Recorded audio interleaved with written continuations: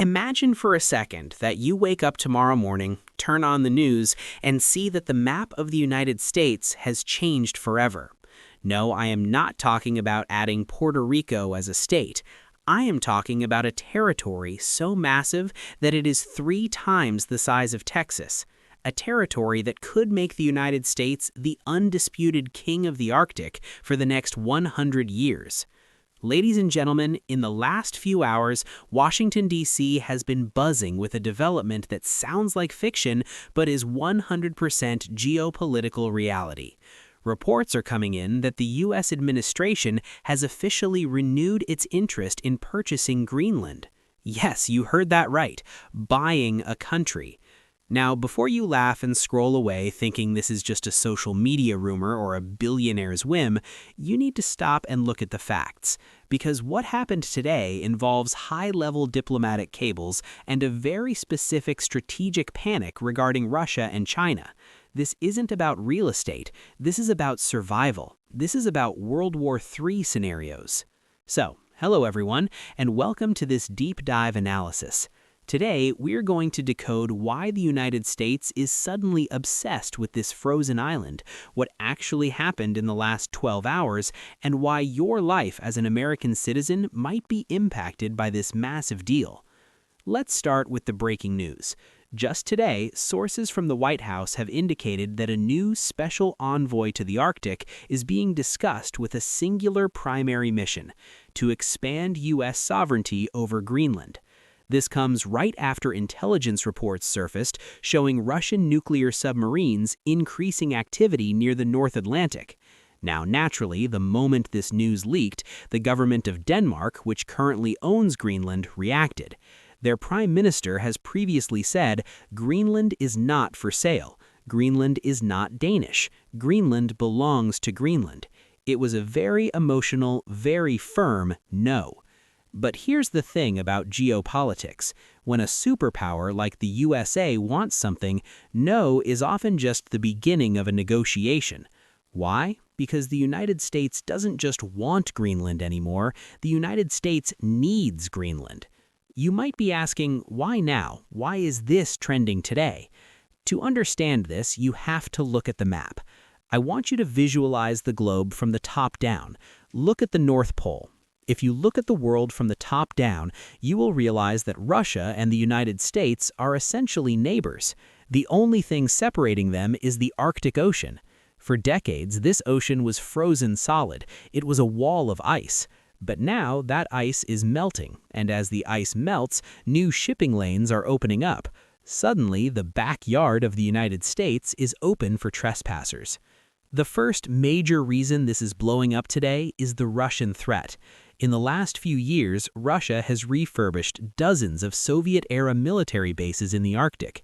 They have deployed the S-400 missile systems there. They have tested hypersonic missiles there. If Russia were to launch a strike on the U.S., the shortest route isn't across the Atlantic Ocean, it is over the North Pole. And guess what stands directly in that path? Greenland.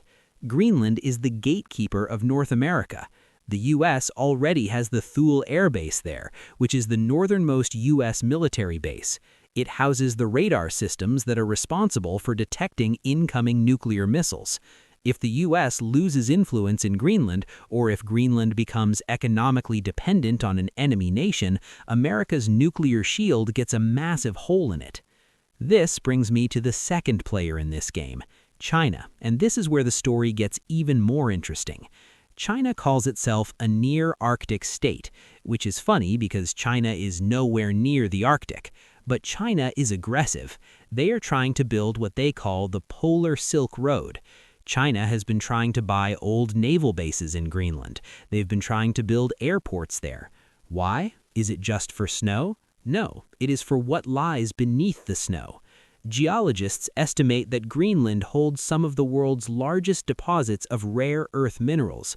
We are talking about neodymium, praseodymium, dysprosium, the stuff you need for your iPhone, your Tesla, your F-35 fighter jets, and your guidance chips. Right now, the U.S. is heavily dependent on China for these minerals. If the U.S. can control Greenland, they can break China's monopoly on the tech supply chain overnight. So, when you see the headlines today about Trump or the US government wanting to buy Greenland, don't think of it as a property deal. Think of it as a preemptive strike to stop China from owning the future of technology. Now, a lot of people are asking on social media, can you actually buy a country in 2025? Is that even legal? History tells us, yes, absolutely, and the United States is the master of this game. Let's go back in history for a minute. In 1803, the U.S. bought Louisiana from France. That doubled the size of the country. But the most relevant example here is 1867. In 1867, the U.S. bought Alaska from Russia.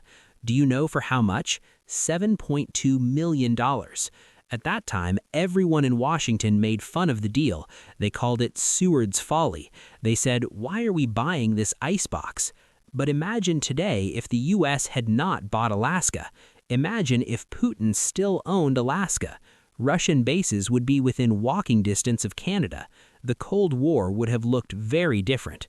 Buying Alaska was probably the greatest return on investment in human history. The argument today is that Greenland is the Alaska of the 21st century. The price tag being discussed in financial circles is not millions but potentially huge annual subsidies. Currently, Denmark supports Greenland with about $600 to $700 million a year. For an economy the size of the U.S., that is pocket change. The U.S. could easily offer to triple that aid, provide U.S. passports to all 56,000 residents of Greenland, and turn the island into a U.S. territory like Puerto Rico or Guam. But there's a military angle here that is even critical, and it's called the GIUK Gap. GIUK. This stands for Greenland, Iceland, United Kingdom. If you look at the naval map of the Atlantic, this plays a huge role. For Russian submarines to enter the Atlantic Ocean and threaten the east coast of the U.S., New York, Washington, D.C., Miami, they have to pass through this specific gap between Greenland, Iceland, and the United Kingdom. If the U.S. controls Greenland, they can plug this gap with sensors, sonobuoys, and submarines. They can effectively bottle up the Russian Navy in the Arctic. But if Greenland remains weak, or if it becomes neutral, or worse, leans towards China, that gap becomes a highway for adversaries. Today's news is significant because the U.S. realizes that with the war in Ukraine and tensions in Taiwan, they cannot afford a third front in the Arctic. They need to lock this down now. The feedback from the Pentagon is clear. We cannot defend North America without Greenland. So, what happens next? What is the roadmap? We are likely going to see maximum diplomatic pressure in the coming weeks. The U.S. might not get a sale deed immediately. You won't see a flag change tomorrow, but watch out for terms like shared sovereignty, extended lease, or joint defense protectorate.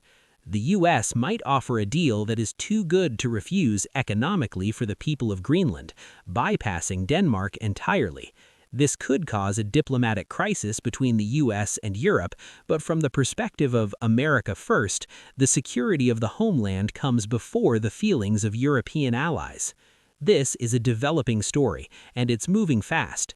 The search trends in the U.S. are spiking because people are realizing this isn't a joke, it's the next frontier. Now, I want to leave you with a question, and I want you to comment below because this involves your tax dollars. Do you think the United States should spend potentially trillions of dollars to acquire Greenland to secure the Arctic against Russia and China? Or do you think this is an imperialist move that belongs in the past and the money should be spent on problems here at home? Think about the strategic value versus the cost. Let me know your thoughts in the comments. I will be reading them. This is a massive geopolitical chess move, and we will keep tracking it. Thank you for watching and stay tuned for the next update.